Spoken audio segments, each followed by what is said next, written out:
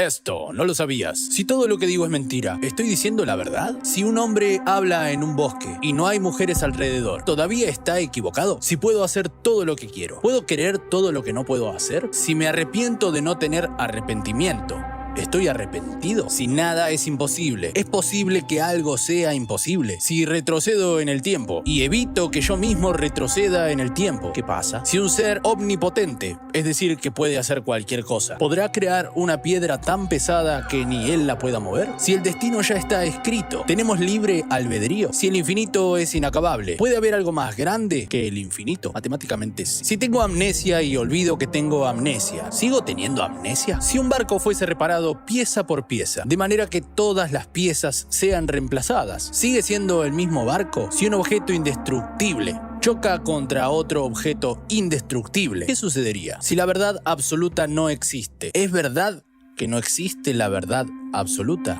¡Ayuda! Si todo lo que existe tiene una causa, ¿qué causó el inicio del universo? Si todos somos únicos, ¿es posible ser verdaderamente único? Si todas las reglas tienen excepciones, ¿cuál es la excepción a esta regla? Si intentás equivocarte y te equivocás, ¿te equivocaste o tuviste éxito? Si estás viendo esta parte del video, por favor comenta qué nombre te pondrías a vos mismo. Si un reloj se para 2 veces al día, ¿cuándo está funcionando realmente? Si una persona se autoengaña de manera consciente, ¿realmente se está engañando a sí misma? Si todo es relativo, ¿es relativo que todo sea relativo? Si las ciruelas son negras, ¿por qué son rojas cuando están verdes? Si el control remoto no funciona, ¿por qué hay personas que presionan los botones con más fuerza? Si ordinario es sinónimo de vulgar, ¿por qué extraordinario no significa muy vulgar? ¿Por qué llamamos bebida a la bebida incluso antes de beberla? Si cárcel y prisión son sinónimos, ¿por qué no lo son carcelero y prisionero? Buenas. ¿Por qué las lunas de otros planetas tienen nombres, pero nuestra luna se llama luna? ¿Por qué nos cubrimos con las sábanas de la cama cuando tenemos miedo? Si un abogado enloquece, ¿pierde el juicio? ¿Hasta dónde se lavan la cara los calvos? ¿Qué debe hacer uno si ve un animal en peligro de extinción que está comiéndose una planta en peligro de extinción? ¡Corre! ¿Cuánto medirán las altas horas de la noche? Si el amor es ciego,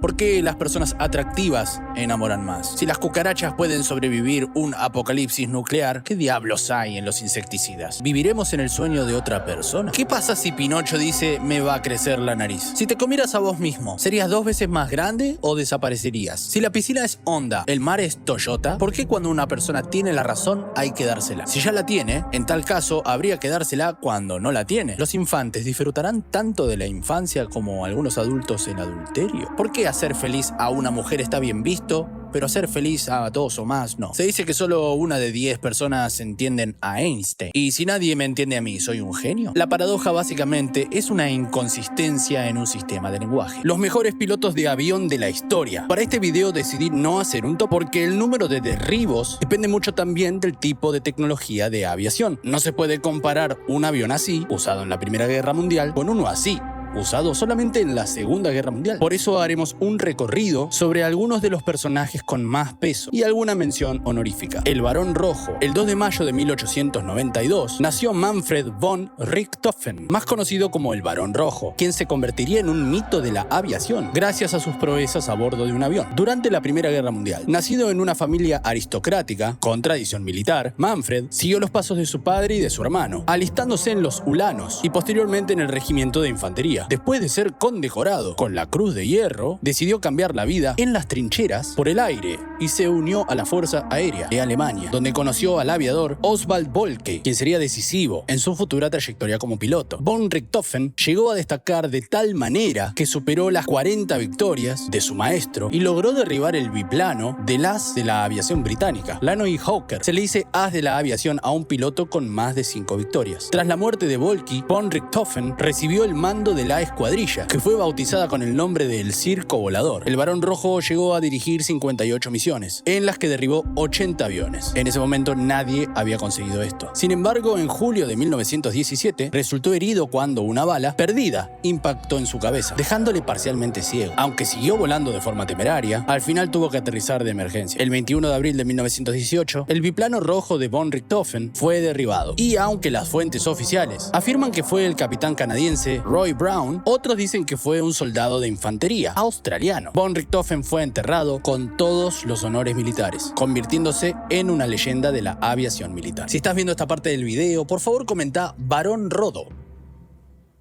suscríbete y dale like. Erich Hartmann, considerado como el mejor piloto de caza de todos los tiempos. Durante la Segunda Guerra Mundial, Hartmann combatió en el Frente Oriental y derribó 352 aviones en 1.404 misiones, sin haber sido nunca derribado. Además, se estrelló 14 veces debido a fallos mecánicos o daños recibidos por aviones enemigos. Hartmann aprendió a volar de su mamá, una de las primeras mujeres piloto de Alemania, y realizó su primera misión de combate en octubre de 1942, a los 20 años. En 1944 acumuló 172 victorias y fue condecorado por el mismísimo Adolfo con la Cruz de Caballero de la Cruz de Hierro. El avión de Hartmann tenía marcas distintivas, como el morro o la trompa pintado de negro con líneas como un tulipán y un corazón atravesado por una flecha con el nombre de su novia, Ursel. El fuselaje de su ME-109 llevaba pintado el número 1 porque era el líder del escuadrón. En mayo de 1945, Hartmann desobedeció la orden de volar al sector británico para evitar ser capturado por los soviéticos y se quedó con su unidad hasta que alcanzó su última victoria en guerra, el número 352, contra un caza ruso, Yakovlev Yak-9. Hartmann pasó 10 años en cautiverio en el Gulag soviético y fue liberado en 1955. Regresó a Alemania, donde se le dio el mando de la primera unidad de cazas a reacción de la posguerra. Hartmann abandonó la vida militar en 1970 y se dedicó a la instrucción de vuelo hasta su muerte en 1993. Pilotos argentinos en la Guerra de las Malvinas. Durante la Guerra de las Malvinas en 1982, los pilotos aéreos argentinos demostraron su valentía y habilidad en combate contra las fuerzas británicas, a pesar de enfrentarse a una superioridad tecnológica y numérica. Los pilotos argentinos realizaron misiones de ataque y defensa que tuvieron gran impacto en el desarrollo del conflicto. Entre los pilotos destacados también se encuentra el teniente Luis Cervera, quien lideró el primer ataque aéreo contra un buque británico y logró el hundimiento del HMS Ardent. Otro piloto destacado fue Hugo Miatelo, quien lideró la misión de ataque aéreo que resultó en el hundimiento de la HMS Coventry, un destructor británico. Además, el teniente Jorge Casco se destacó en la defensa de las Islas Malvinas y fue condecorado con la medalla al valor en combate. Estos son solo algunos de los pilotos aéreos argentinos que demostraron su valor y habilidad. Su legado sigue siendo recordado y honrado por su contribución a la defensa de la soberanía en las Islas Malvinas. Uno de los ataques aéreos más reconocidos y exitosos llevados a cabo por la Fuerza Aérea Argentina durante la Guerra de las Malvinas fue el ataque al portaaviones británico HMS Invincible el 30 de mayo de 1982. Durante el ataque, los pilotos argentinos lograron evadir la defensa antiaérea británica y acertar con un misil Exocet en la popa del HMS Invincible, causando daños significativos y obligando al portaaviones a abandonar la zona de combate. Aunque el HMS Invincible logró regresar a puerto para ser reparado, este ataque fue considerado una victoria muy importante para la Fuerza Aérea Argentina y un momento clave en la guerra. Pilotos pioneros. Por último, pero no por eso menos importante, una lista de pilotos destacados por ser rompedores de récords. Chuck Yeager fue el primer piloto en romper la barrera del sonido en 1947 a bordo del avión experimental Bell X-1. Amelia Earhart fue una aviadora estadounidense que estableció varios récords de vuelo, incluyendo ser la primera mujer en solitario en volar sobre el Atlántico y la primera persona en hacer esto 2 veces. También es muy conocida por ser la protagonista de una de las desapariciones más misteriosas en la historia. Douglas Bader fue un piloto que luchó en la Segunda Guerra Mundial a pesar de haber perdido las piernas en un accidente aéreo antes de la guerra. Yuri Gagarin fue un cosmonauta soviético que se convirtió en el primer ser humano en orbitar la Tierra en 1961. Neil Armstrong fue un astronauta estadounidense que se convirtió en el primer hombre en pisar la Luna en 1969 durante la misión Apolo 11. Eddie Rickenbacker fue un aviador estadounidense y uno de los ases de la Primera Guerra Mundial.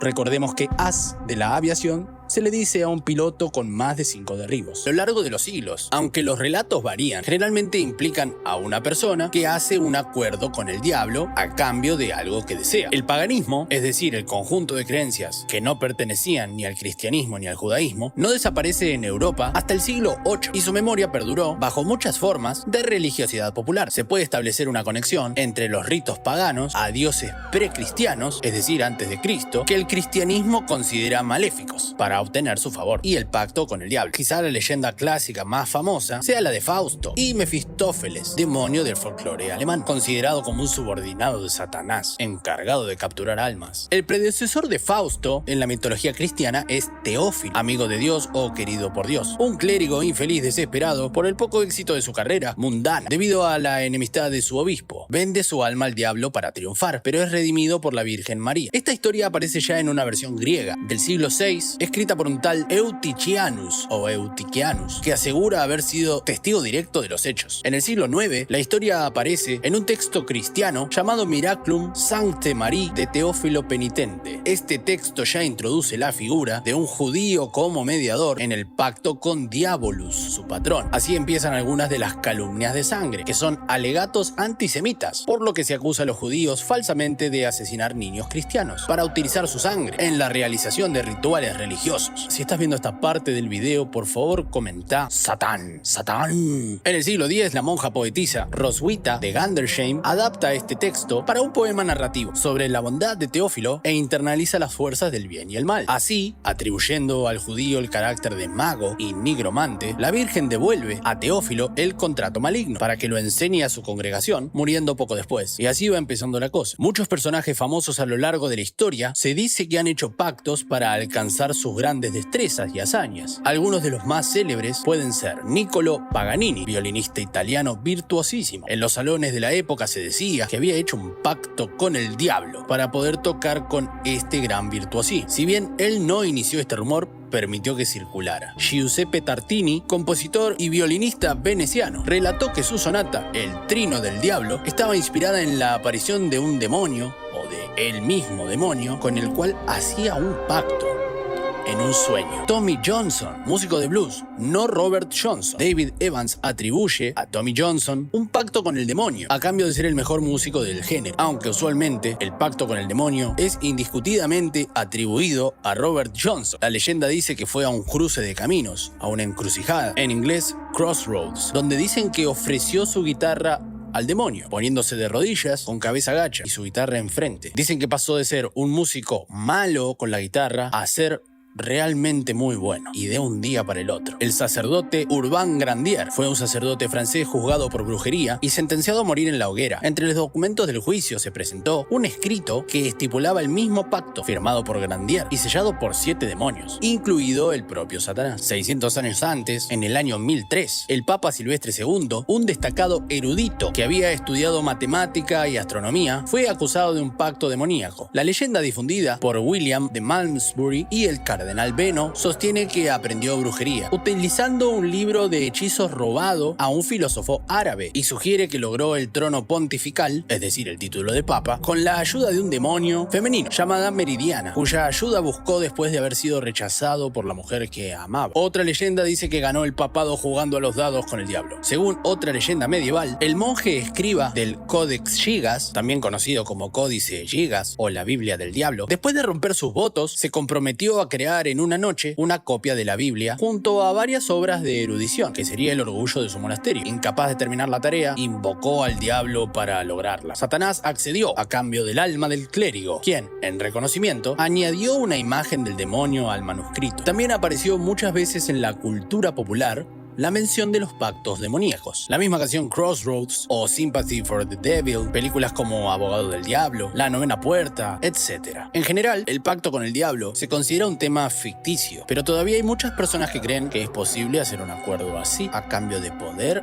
o riqueza, sabiduría o algún talento. Misterios sin resolver. Charles Domeric fue un soldado polaco conocido sobre todo por tener un apetito inusual, que lo ha llevado a devorar gatos, ratas, además de intentar comer extremidades humanas. Mientras estuvo enlistado en el ejército de Prusia durante la primera coalición, Domeric notó que las raciones de alimento eran insuficientes, así que desertó para incorporarse al ejército revolucionario francés a cambio de comida. Si bien estaba saludable, solía tener un hambre voraz durante su permanencia en las filas francesas y comía cualquier alimento que estuviese a su alcance. Cuando las tropas estaban estacionadas cerca de París, existe un testimonio de que Domeric llegó a devorarse 174 gatos en un año y, aunque no le gustaban los vegetales, podía ingerir entre 1,8 kg y 2,5 kg de pasto si no encontraba ningún otro tipo de alimento. Inclusive mientras servía en la fragata, Hoshi o Hoche intentó comerse la pierna de un miembro de la tripulación, amputada por un cañonazo, antes de que uno de sus compañeros lo impidiera.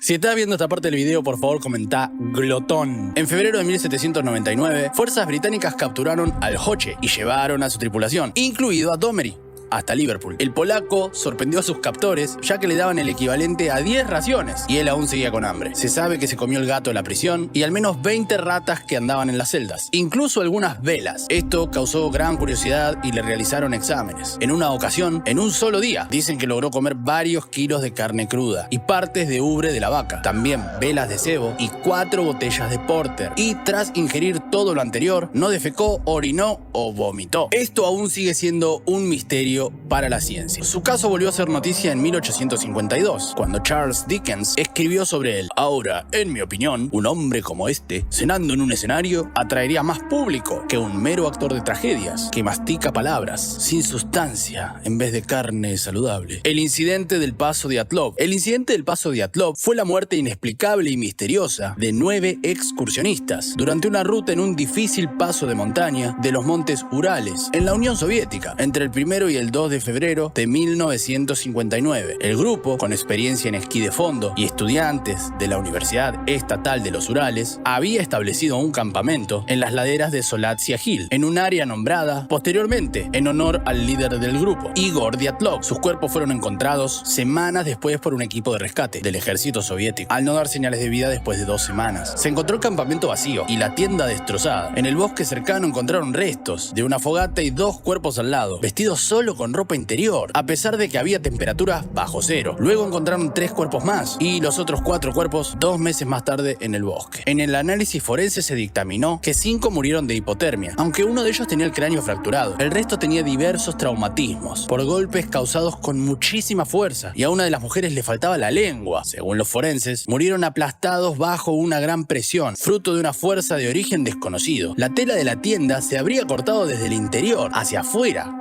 de las carpas. Además, en las ropas de algunas de las víctimas había dosis de radiación 2 veces más alta de lo habitual. La investigación concluyó sin un final claro, declarando que una fuerza natural convincente habría causado las muertes. El acceso a la zona fue prohibido a esquiadores y aventureros durante 3 años después del incidente. Aunque una luz o avalancha fue la principal hipótesis no definitiva, el suceso durante años fue el motivo de otras teorías, desde fenómenos naturales como vientos huracanados, criminales, a otros más descabellados como el Yeti o seres extraterrestres. La historia se volvió popular y dio orígenes a libros, series de televisión y películas, como El Paso del Diablo, de 2013. En el 2015, el Comité de Investigación de la Federación Rusa reabrió la investigación y finalizó con la avalancha como principal motivo del accidente, aunque esto no explicaría cómo le faltaba la lengua a una de las víctimas. En 2019, la oficina del fiscal general de la Federación Rusa comenzó su propia investigación, que llegó a la misma conclusión en julio del 2020. En el 2019, una expedición sueco-rusa a la misma zona propuso los vientos catabáticos como principal problema para el grupo. El grupo fue sorprendido por una luz o avalancha y tuvo que abandonar rápidamente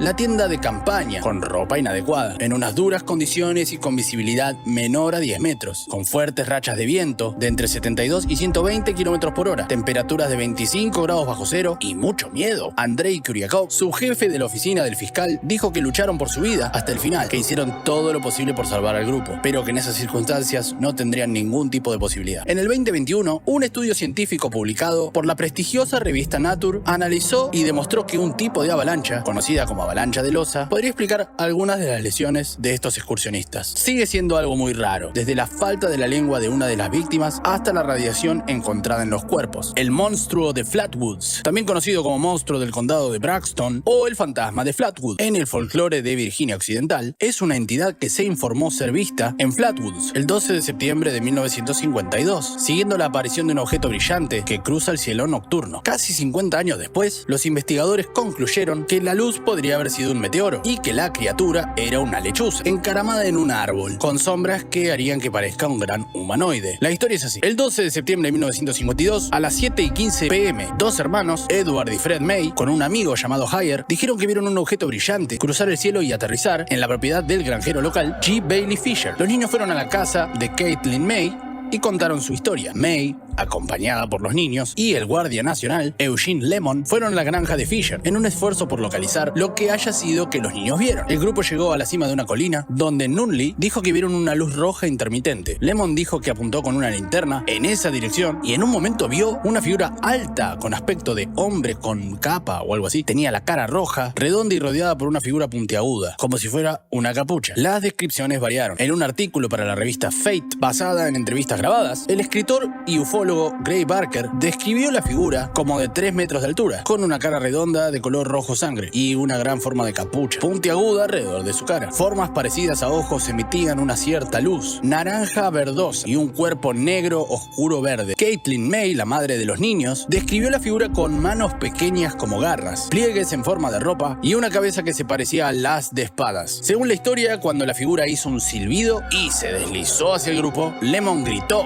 y dejó caer su linterna, lo que provocó que el grupo saliera corriendo del lugar. El grupo dijo que habrían olido una niebla picante y algunos más tarde dijeron tener náuseas. El alguacil local y un oficial habían estado investigando informes de un avión estrellado en esa área. Registraron el sitio donde supuestamente estaba este monstruo, pero no vieron ni oyeron nada. Según el relato de Baker, al día siguiente, un miembro del Partido Demócrata afirmó haber descubierto marcas de desplazamiento y un depósito extraño y gomoso. Aún no se sabe bien qué pasó. El misterio de Benjamin Kyle, este hombre estadounidense diagnosticado con amnesia disociativa, el cual tiene pocos recuerdos de su vida antes del 2004, había sido encontrado inconsciente en Richmond Hill, en Georgia. Es el único ciudadano estadounidense que oficialmente se lo considera como un desaparecido, a pesar que se conoce su paradero. Kyle es de tez blanca y al encontrarlo, parecía estar entre los 50 y 60 años de edad. Mide 1,80 de altura y pesa 110 kilos. Durante muchos años después de su amnesia, estuvo sin hogar y no pudo obtener un empleo, ya que no recordaba su número completo del Seguro Social. De acuerdo con un artículo de prensa del 15 de septiembre del 2015, Benjamin Kyle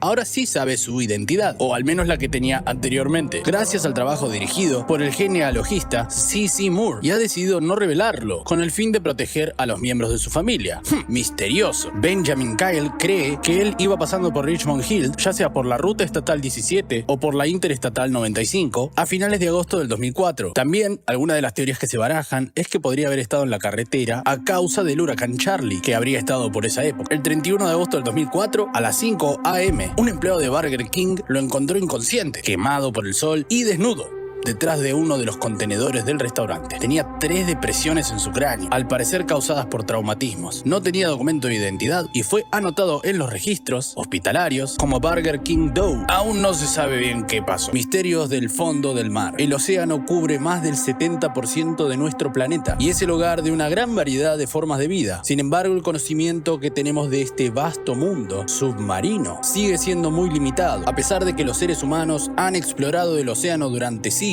quizá milenios. La falta de tecnología para estudiar sus profundidades ha impedido que conozcamos gran parte de lo que este mundo tiene por ofrecer. Hasta hace poco, los científicos solo podían estudiar la superficie del océano y las primeras capas de las profundidades. Sin embargo, con el avance de la tecnología submarina, se han podido hacer avances significativos en la exploración y el estudio del fondo del mar. A pesar de esto, aún queda mucho por descubrir en el mundo submarino. En este video exploraremos algunos de los misterios relacionados con el fondo del mar, que aún no han sido resueltos y que nos recuerdan cuánto queda por descubrir en este fascinante mundo submarino. Desde ciudades sumergidas hasta naufragios, estos misterios nos muestran la importancia de seguir investigando este mundo. La ciudad sumergida de Yonaguni. En la costa de la isla de Yonaguni hay una serie de estructuras que parecen haber sido talladas por humanos. Algunas de estas estructuras tienen forma de pirámide y están bastante bien alineadas. Se cree que esta ciudad sumergida se hundió hace más de 2000 años, pero aún se desconoce quiénes la construyeron con exactitud y con qué propósito. El Triángulo de las Bermudas. El Triángulo de las Bermudas es una zona en el Océano Atlántico que se extiende desde las Bermudas hasta Florida y Puerto Rico. Durante décadas se han reportado numerosos incidentes en los que aviones y barcos desaparecieron misteriosamente en esta zona. Aunque hay muchas teorías sobre lo que podría estar causando estas misteriosas desapariciones, aún no se ha encontrado una explicación concluyente. La explicación más oficial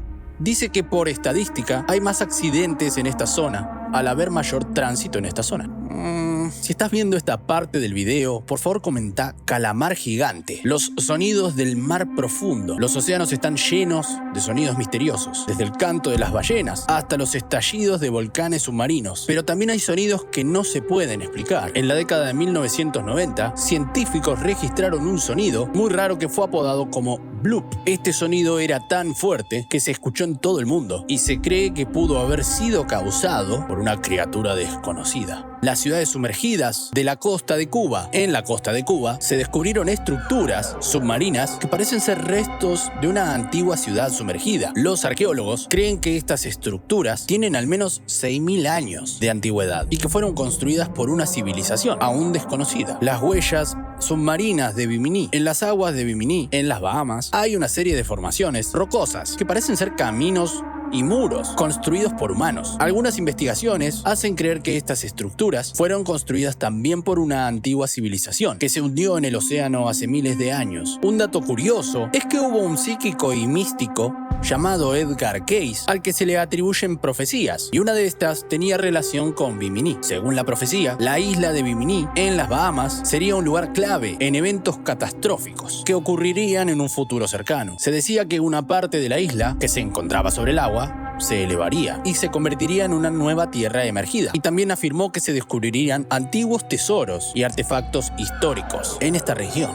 El lago submarino de México. En las profundidades del Golfo de México hay un lago de agua salada que se encuentra a unos 100 metros por debajo del fondo del mar. Este lago, conocido como Lago de Jaltocán, amigos mexicanos, corríjanme si dije mal eso, tiene un diámetro de unos 4 kilómetros y se cree que fue formado por una caverna submarina que se inundó hace miles de años. Círculos de piedra en la costa de Israel. También en Israel se encontraron estructuras circulares, hechas de piedra, pero en aguas no tan profundas. Tienen como unos 70 metros de diámetro y se dice que fueron construidas hace más de 5.000 años. Se cree que podría haber sido utilizada para rituales religiosos. El misterioso objeto de la costa de Florida. En 2019, un equipo de investigación descubrió un objeto misterioso en el fondo del mar frente a la costa de Florida. Este objeto tiene una forma alargada y se encuentra a una profundidad de más de 60 metros. Aunque se han realizado varias expediciones, aún no se sabe bien qué es. Criaturas submarinas. El fondo del mar es el hogar de muchas formas de vida, algunas de las cuales son misteriosas e intrigantes, desde criaturas que parecen sacadas de cuentos de terror hasta especies que brillan en la oscuridad. Recientemente se han descubierto varias especies, algunas de las cuales son muy sorprendentes. Por ejemplo, se descubrió un calamar gigante que podría llegar a medir más de 10 metros de largo, así como una babosa marina que es capaz de crear su propia armadura para protegerse. Además, hay criaturas que se han visto pero no han sido identificadas, como el monstruo de la playa de Sakhalin, en Rusia, que tiene una forma extraña y desconcertante. En resumen, el fondo del mar es un mundo fascinante y desconocido que alberga una gran cantidad de especies misteriosas. Cada nuevo recuerdo nos recuerda cuánto queda por descubrir de este océano misterioso y plateado. Si te gustó el video, por favor dale like y déjame un comentario.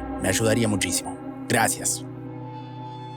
Einstein y Shakira, igual de inteligentes. El coeficiente intelectual es una medida comúnmente utilizada para evaluar la inteligencia de las personas, o cierta inteligencia. Sin embargo, el coeficiente intelectual no es la única medida de inteligencia. Y hay diferentes tipos de inteligencia que pueden influir en el éxito y desarrollo de una persona en diferentes áreas de la vida. A pesar de tener un coeficiente intelectual alto, algunas personas no logran alcanzar el éxito o metas considerables, mientras que otras con un coeficiente intelectual más bajo sí han logrado hacerlo. Veamos algunos tipos de inteligencia y cómo pueden influir en el desarrollo de una persona. Coeficiente intelectual. El primero mencionado es una medida numérica que se utiliza para estimar la capacidad intelectual de una persona en comparación a la población en general. Este se calcula a través de una prueba estandarizada de inteligencia que mide diferentes habilidades cognitivas, como la capacidad verbal, la memoria a corto plazo, la capacidad de razonamiento lógico-matemático, la capacidad espacial y la capacidad para resolver problemas. El término cociente intelectual, que en realidad debería llamarse así, fue empleado por primera vez por el psicólogo de la Universidad de Breslavia, William Stern, en 1912. Anteriormente, los psicólogos Alfred Binet y Theodore Simon publicaron crearon en 1905 la llamada edad mental. La puntuación en la escala de esta prueba de Binet-Simon revelaría la edad mental de un niño. La medida de la inteligencia consistía en la división de la edad mental entre la edad cronológica y se multiplicaba el resultado por 100, dando como resultado el mencionado cociente. Más adelante, el psicólogo estadounidense Lewis Terman de la Universidad de Stanford revisó la prueba Binet-Simon y se modificó el nombre por escala de inteligencia Stanford-Binet en 1916. Ya vamos a llegar a Shakira. Si estás viendo esta parte del video, por favor comenta Shakira. Esta fue la prueba más popular en Estados Unidos durante décadas. Ahora, en términos de coeficiente intelectual o cociente intelectual, siempre es más correcta esta segunda nomenclatura. Se ha informado que Shakira tiene un puntaje de 140, lo que se considera excepcionalmente alto, y se sitúa en el 0.4 de la población mundial. Considerando que hay una población mundial de 7.9 mil millones de personas, habría unas 31 millones de personas así de inteligentes. En términos de cociente intelectual, Shakira habla varios idiomas, español, inglés y francés principalmente, y portugués e italiano.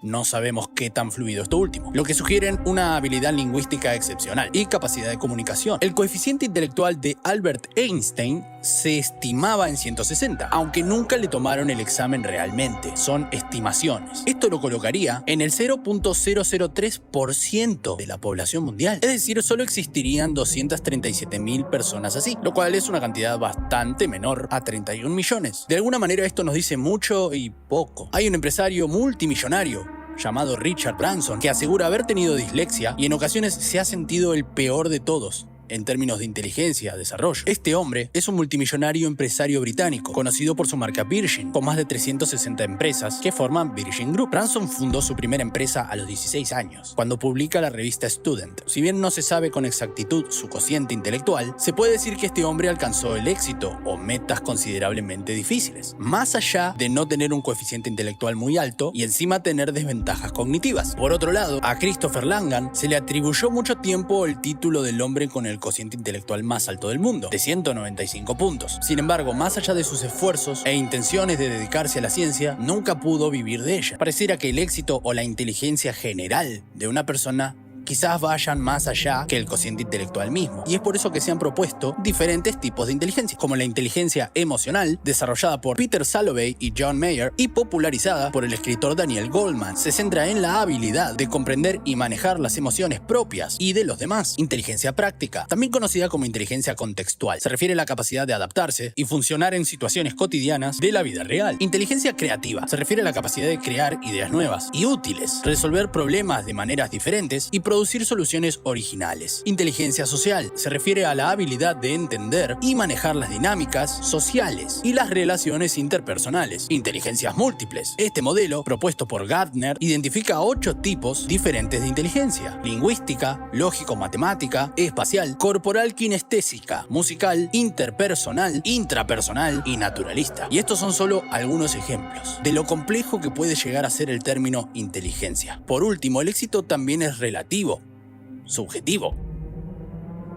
Ya ni sé. Se ha identificado que varios asesinos seriales tienen cocientes intelectuales altos. Harold Shipman, de 140, Jeffrey Dahmer, 145, y a Nathan Leopold se le atribuyen 210. Me hice a mí mismo varios tests en diferentes épocas de mi vida y me han medido diferente, ya que creo no haber controlado muy bien el entorno. Generalmente rondaban entre 135 y 141. Los 10 francotiradores más letales de la historia. Número 10. Sargento Mayor Rosa Yanina. Rosa Yanina fue una francotiradora soviética del Ejército Rojo que participó en la Segunda Guerra Mundial, en la llamada Gran Guerra Patria. Fue responsable de la baja de 59 soldados, 12 de ellos francotiradores, durante la batalla de Vilna, distinguida con la Orden de la Gloria de tercera y segunda clase y con la medalla al valor. Número 9. Sargento Chuck Mawhinney. Charles Mawhinney, o Chuck, es un ex marín de los Estados Unidos que tiene el récord del cuerpo de más muertes confirmadas de francotiradores, habiendo registrado 103 muertes confirmadas y 216 muertes probables solamente en 16 meses durante la guerra de Vietnam. Número 8. Sargento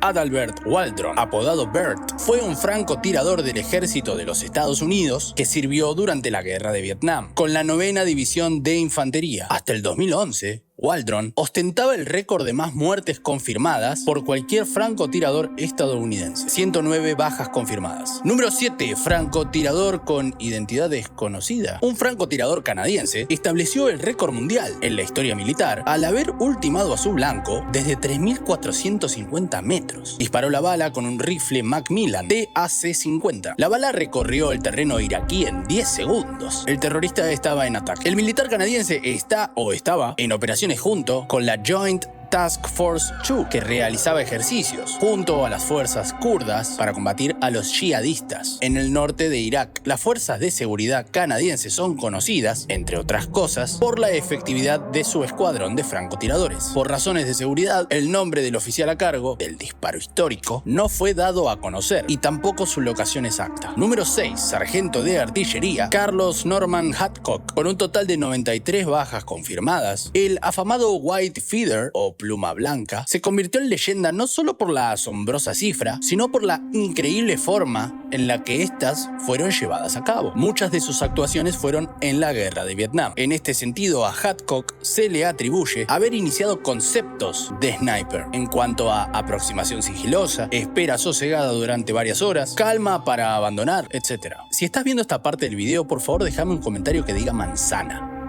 También activa la campanita y todas esas cosas. Número 5. Sargento Fyodor Olovkov fue un famoso francotirador soviético con un total de 429 muertes confirmadas. Uno de los mejores francotiradores del Ejército Rojo en la Segunda Guerra Mundial. Esta es una foto de Fyodor con camuflaje de invierno en 1943. Prefería disparar en la cabeza, alegando que tenían 100% de efectividad. Murió el 28 de mayo de 1968 y en 1974 un buque de carga comercial fue nombrado en su honor. Número 4. Cabo Francis Pegamagabo. Nacido en 1891 en Ontario, Canadá, tuvo que dejar su profesión de bombero para entrar a servir el país en la Primera Guerra Mundial. Formó parte del primer batallón de infantería. Fue 3 veces galardonado con la medalla militar y 2 veces gravemente herido. Era considerado el mejor explorador nocturno y tirador selecto del momento. Causó 378 bajas en las filas alemanas y consiguió capturar a más de 300. Fue galardonado con medallas para el funcionamiento de los mensajes mientras se producía fuego enemigo. Su actuación sirvió para dirigir a su escuadrón mientras el comandante en jefe se encontraba incapacitado y su tropa se reducía por momentos. Número 3. Mayor Lyudmila Pavlichenko. Su nombre era Lyudmila, su apodo Lady Muerte. Esta mujer, nacida en lo que hoy es Ucrania, tuvo claro desde niña que las mujeres y los hombres podían hacer las mismas cosas. Por su empeño, su preparación y sus habilidades, acabaría pasando a la historia como la francotiradora más joven de la historia. Durante los casi 2 años que estuvo en servicio, abatió 309 enemigos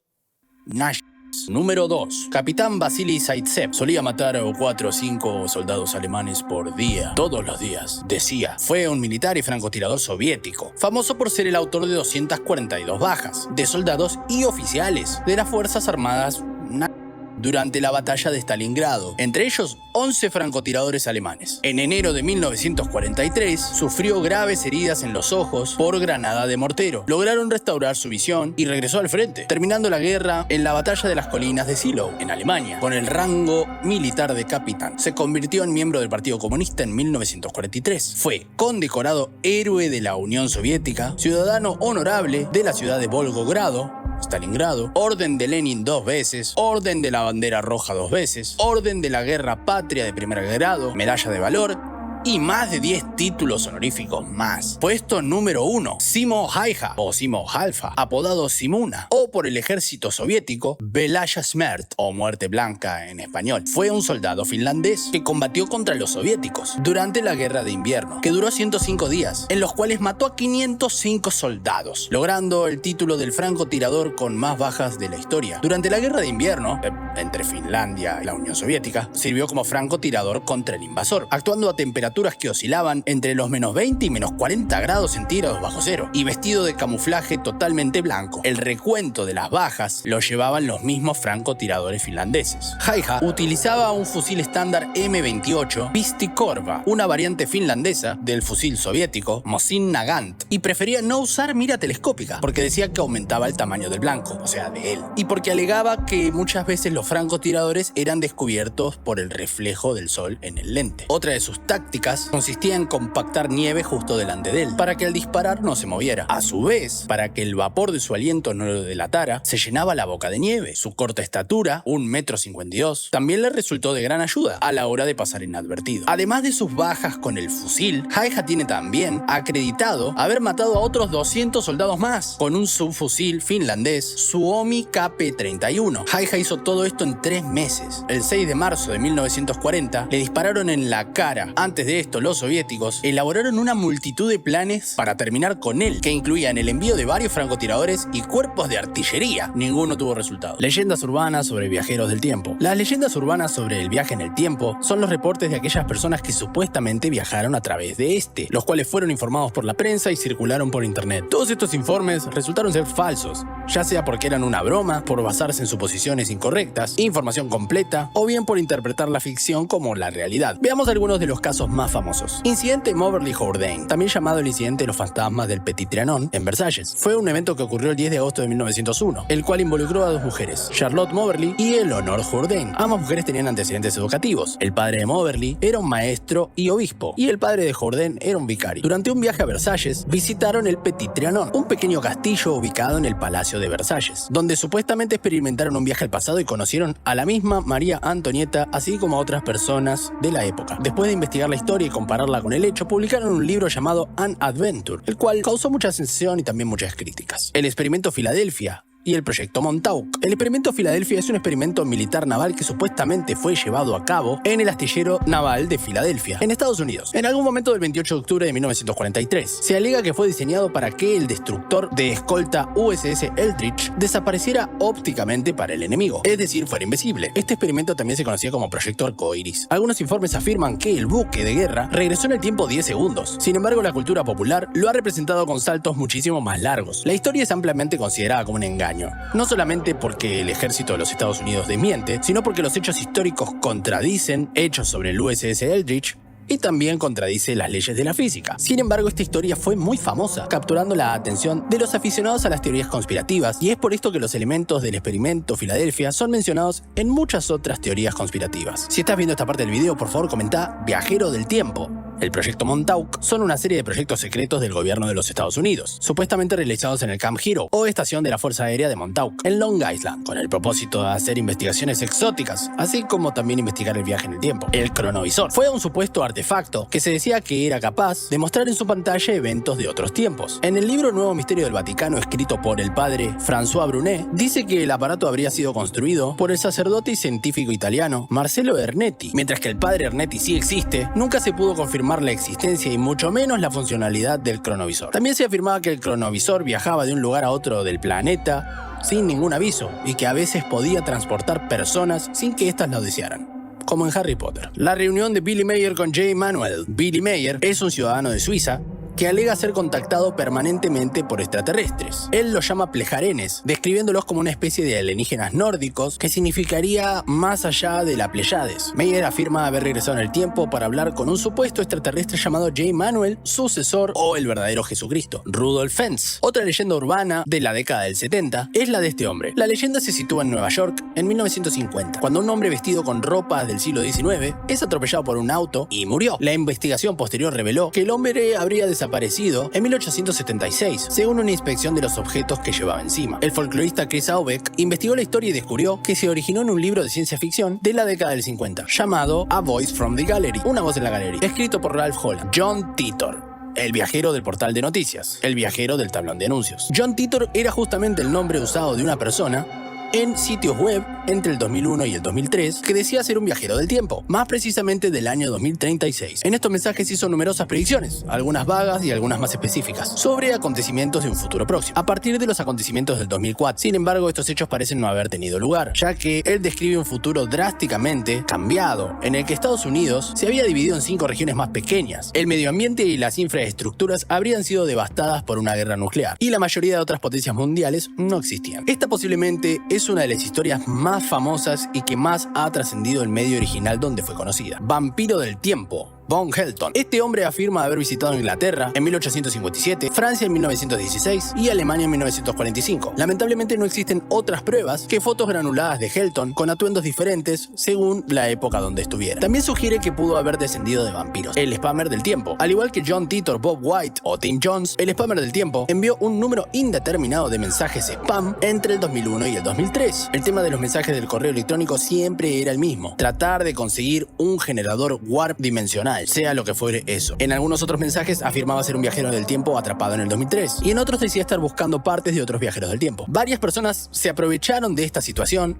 ofreciéndole partes de maquinarias que supuestamente necesitaba esta persona. Poco después, este viajero del tiempo fue identificado como James Todino, quien intentaba seriamente viajar en el tiempo, y mientras él creía que estaba estable mentalmente, su padre se preocupaba por los oportunistas que intentaban venderle maquinarias a su hijo. Todino habría sido diagnosticado con trastorno disociativo y esquizofrenia, según un periodista llamado Brian McWilliams en su libro Spam Kings. El hipster del tiempo, o el hombre moderno de 1941. Una fotografía de 1941 de la reapertura del puente South Forks en Golden Bridge, Canadá, fue acusada de mostrar un viajero del tiempo. Se alega que la ropa que tiene y los lentes de sol son muy modernos, así como la cámara que lleva. La foto se originó en el Vralor Pioneer Museum y apareció en la exposición virtual llamada Their Past Lives Here, producida y conducida por el Museo Virtual de Canadá. Otras investigaciones sugieren que el hombre moderno no es tan moderno. El estilo de las gafas de sol ya habría sido visto en la década del 20, y en la década del 40 se puede ver a la actriz Barbara Stanwyck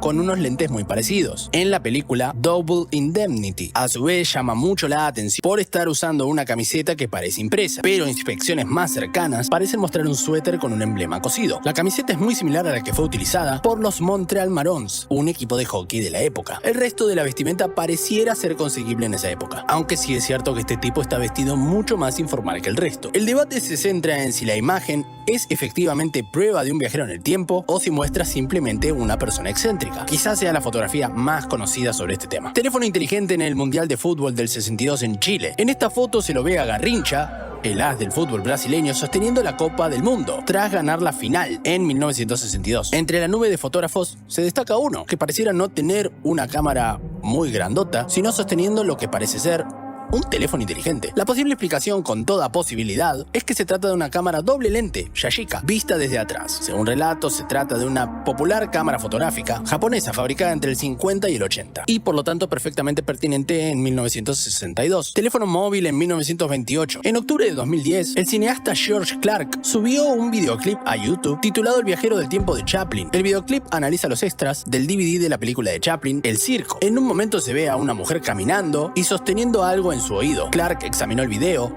y dijo que ella estaba hablando en un dispositivo delgado y negro con apariencia de teléfono. Este video tuvo millones de visitas y hasta salió en las noticias. Nicholas Jackson, editor de The Atlantic, dice que la respuesta más razonable es que la mujer estaba usando un auricular portátil, que era una tecnología que se estaba empezando a desarrollar en esa época. Sospechoso. Otro caso muy conocido es el del smartphone en el combate de Tyson en 1995. Sin embargo, este objeto es un tipo de cámara digital japonesa que habría empezado a comercializarse en esa época. Si te gustó el video, por favor dale like y déjame un comentario. Me ayudaría muchísimo. Gracias.